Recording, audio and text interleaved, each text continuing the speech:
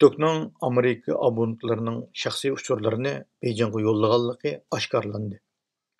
Xitoyning ijtimoiy taratquv appi bo'lgan TikTok'ning Amerika abonentlarining uchurlarini Beijingga yo'llab, Amerika abonentlariga oid hamma shaxsiy uchurlarni davomli Xitoyda to'planayotganligi ilgari surilmoqda. New York vaqt gazetining xabar qilishicha, Amerika xabarlar to'ri BuzzFeed yaqinda doklad e'lon qilib, TikTok'ның Amerika abonentlarining shaxsiy sonliq ma'lumotlarini davomli Xitoyda to'planganligi, bu uchurlarga Xitoydami erishga bo'lganligini ma'lum qilgan.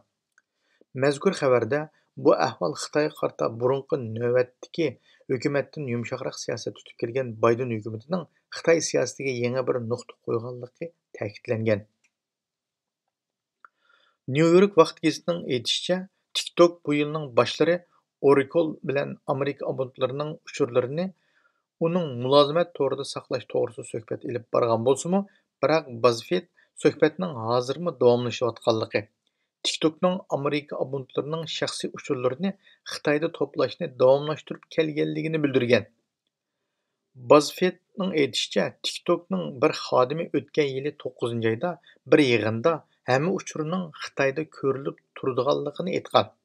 Xabarda mutaxassislarning andisini naql keltirib, ByteDance'ning qandaq tadbir qo'llansin, Xitoy hukumatining uning sonliq ma'lumotlarini topshirishga yanada majburlaydiganligini bildirgan. Demak, uzundan buyon Xitoyning shu TikTok qatorliq, Undidar qatorliq detallarining Xitoyning jasuslik uchun xizmat qildiganligi nurg'un xabarlarda aytilib kelmoqda. 2020-yilda Amerika hukumatimi, shu vaqtdagi Trump hukumatimi bu Xitoyning TikTok'ini umumyuzlik cheklash to'g'riliq bir xabarlarni tarqatgan.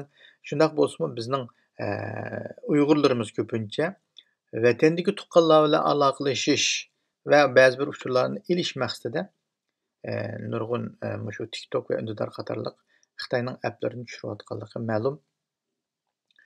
Bu applar orqali telefonimizga tushgandan keyin telefonimizda barliq bo'lgan bizning so'zlashish va yoki bank nomerlarimiz va yoki boshqa shaxsiy aloqalashgan telefon nomer va aloqalashgan qarshi tarafninki ba'zi uchurlari, shunga o'xshagan shakldagi telefonimizni Xitoy xuddi o'zining telefoni qo'lida bordagidek, bizning telefonimiz Xitoyning qo'lida bordagidek shaklda ishlatalaydiganligi ayon qarindoshlar. Shuning uchun Xitoyning Undidar va TikTok qatorliq bu jasuslik qurollaridan yiroq turayli.